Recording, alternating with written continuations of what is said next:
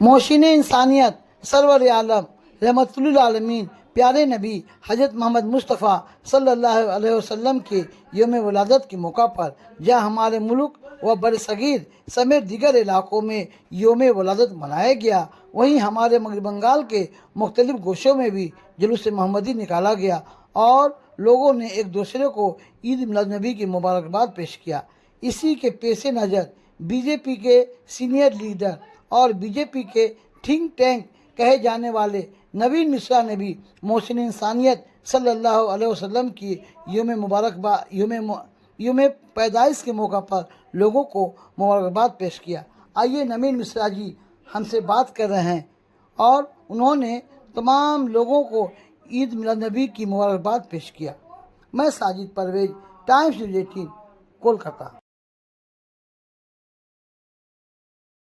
नबी दिवस के उनके क्या माने हैं और लोगों को क्या पैगाम देना चाहते हैं सर, क्या मैसेज देना चाहते हैं? देखिए, इस्लाम धर्म के लोग आज के दिन में पैगंबर साहब के जन्मदिन के रूप में मनाते हैं और ये इस्लामिक कैलेंडर के हिसाब से तीसरे महीने के 12वें दिन ये मनाया जाता है।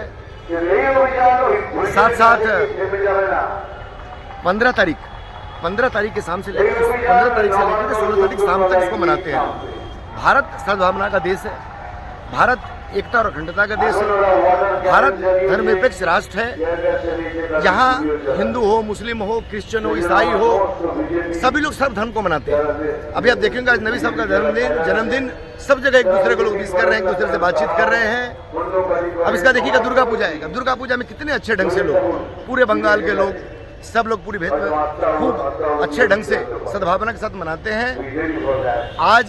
आज के दिन में नबी साहब के जन्मदिन के अवसर पर लोग आपसी सद्भावना के साथ साथ पूरी उत्साह के साथ साथ मस्जिदों में जाते हैं, नमाज पढ़ते हैं, परिवार के लिए, समाज के लिए, देश के लिए, अपने राष्ट्र के लिए, विश्व में शांति के लिए आज लोग दुआ करते हैं।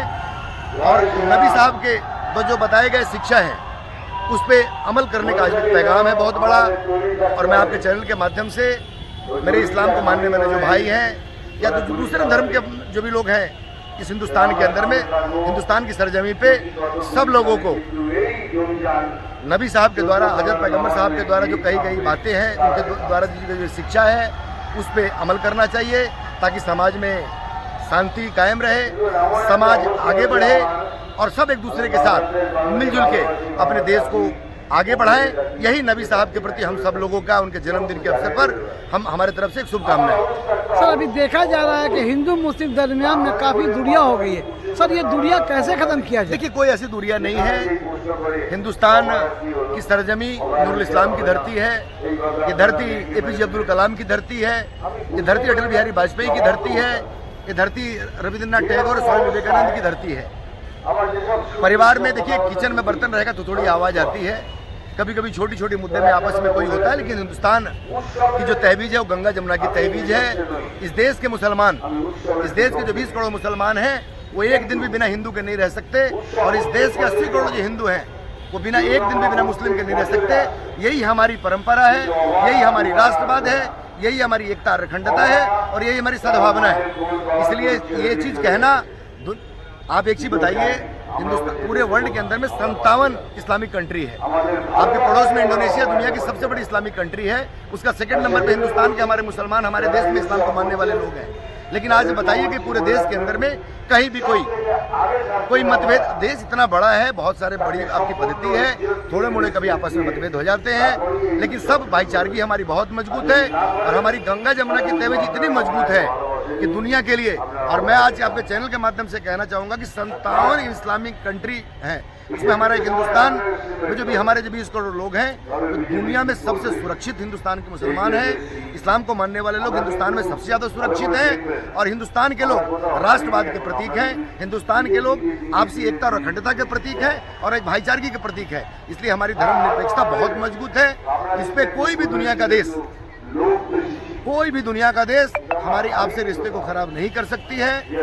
भारत सरकार हो या कोई भी राज्य सरकार हो, जब संविधान की बात आती है, धर्मनिरपेक्षता की बात आती है, हम बहुत मजबूत के साथ में हर कौम के लिए, हर समाज के लिए, हर समाज के बच्चों के लिए हम सारी व्यवस्था संविधान के हिसाब से करते हैं और हमारी एकता और अखंडता के हिसाब से हम उस चीज़ को मनाते हैं। देखिए आज व्रत त्यौहार है, आप जगह जगह गुज के साहिद आप देखें कि सब जगह में ही सुबह से कम नहीं तो कम से कम हजारों लोगों से मेरी आज बात हुई है। काफ़ी मौलवी मौलाना साहब से लोगों से मेरी बात हुई है, काफ़ी इमाम साहब लोगों से मेरी बात हुई है। सब लोगों को हमने आज बधाई दिया, हमने उनको कहा कि हम लोगों को भी दुआ में शामिल करिए। यही हमारी राष्ट्रीय एकता की पहचान है और यही भारत की सरजमी की सबसे खूबसूरती हमारी यही है कि हिंदू मुस्लिम सिख ईसाई हम आपस में सब भाई भाई हैं। हम सब मिल के राष्ट्र को आगे बढ़ाएंगे, हम मिल के समाज को बढ़ाएंगे और यही पैगाम हम तो हर इस्लाम को मानने वाले लोग हों या दूसरे धर्म के जो मानने वाले लोग, सब लोग यही कहेंगे कि जो शिक्षा पैगंबर साहब ने दिया था उस रास्ते पे चल के हम सबको इस खूबसूरत हिंदुस्तान को आगे बढ़ाना है, ताकि हिंदुस्तान की खूबसूरती दुनिया के लिए, जो दुनिया के मुल्क हैं, चाहे वो इस्लामिक मुल्क है, यूरोप है, क्रिश्चियन मुल्क है, इन तमाम जगह में भारत एक आदर्श राष्ट्र के रूप में गिना जाए। हमारी यही सब लोगों से दुआ है और यही आज अपने मुसलमान भाइयों से भी हम अनुरोध करेंगे कि आप लोग आज जहाँ भी दुआ पढ़ें, घर में पढ़ें, मस्जिद में पढ़ें, मदरसा में पढ़ें, कहीं भी पढ़ें, तो देश में शांति के पैगाम के लिए आप पढ़ें और देश एक ऐसा राष्ट्र बने कि दुनिया में आपके देश को सम्मान के साथ जिस ढंग से देखा जाता है वैसे ही देखा जाए।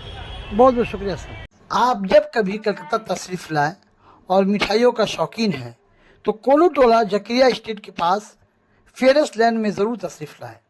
हाजी लियाकत स्वीट्स की दुकान पर टेस्ट व जायका से भरपूर मुख्तलिफ अक़साम की मिठाइयाँ, असली घी का लड्डू, मावा का लड्डू, बर्फ़ी, गुलाब जामुन समेत दीगर क्वालिटी की मिठाइयाँ। एक बार ज़रूर तशरीफ़ लाए लियाकत स्वीट्स के दुकान। हाजी लियाकत स्वीट्स, फेरस लैंड, कोलू टोला, जकीरिया स्ट्रीट के करीब।